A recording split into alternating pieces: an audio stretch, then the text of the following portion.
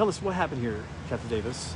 So earlier today we received information that a suspect from a homicide in Kansas City was possibly at an address here in the 1800 block of North St. Charles here in Joplin. Through further investigation, we were able to determine that the individual was in fact here. So officers responded after numerous attempts to try to get him to exit the residence. He still refused, and the Joplin Police Department SWAT team was activated. They responded and came out, and just here shortly, just a moment ago, were able to successfully get him into custody without the use of force or anything.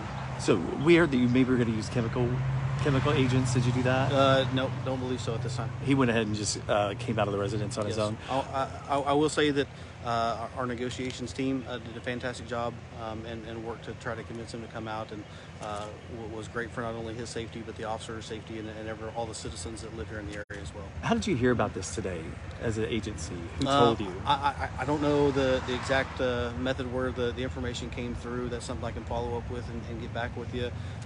But they did get a tip or some form of information that the individual was located here, and through some investigative work, we're able to confirm that.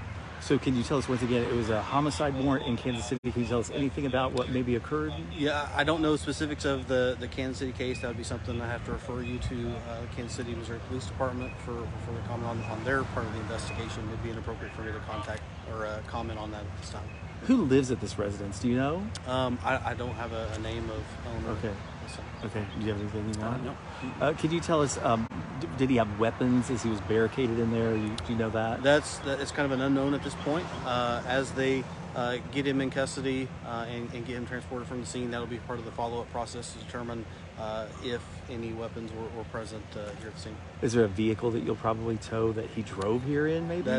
Again, I don't have that information, any vehicle information. That there's a possibility, but again, that's part of the detective's job as they come through and to see what evidence they can locate here on scene that additionally may also help supplement the investigation in Kansas City. What can people in Royal Heights expect in the next hour or two? Will you guys be clearing the area? Will you still be here investigating? Yeah, so they'll be following up and removing a lot of the property and equipment and vehicles from the scene as we conclude the operation here. We want to thank everybody here in the neighborhood for staying indoors and locking their doors, and we really appreciate that cooperation. I would say you're probably here in the next 30 minutes or so. We should be cleared, and just a few vehicles that are here left to follow up. So no more threat to the public then? There's no threat to the public this time. Okay, well, thank you for your time. Thank you. All right, cool.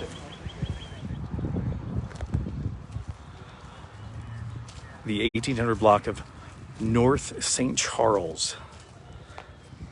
That's live and breaking news in Royal Heights. A male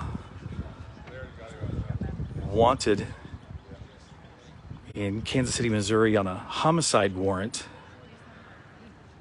taken into custody without use of force, says Captain William Davis of the Joplin Police Department.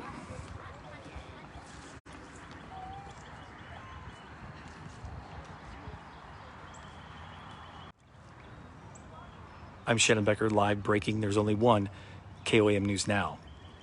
Joplin News First.